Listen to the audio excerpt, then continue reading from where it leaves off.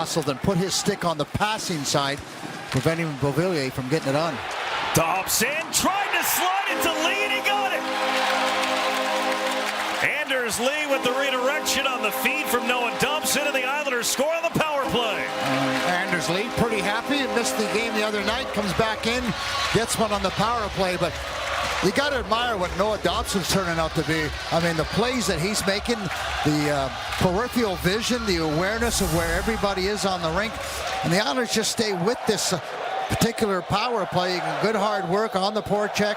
And then look at Dobson. He sees Lee's got his stick on the ice, and he's sliding himself towards the net to clear out, taps his stick, and then slides it right past Francouz. And so the Islanders have an opening goal.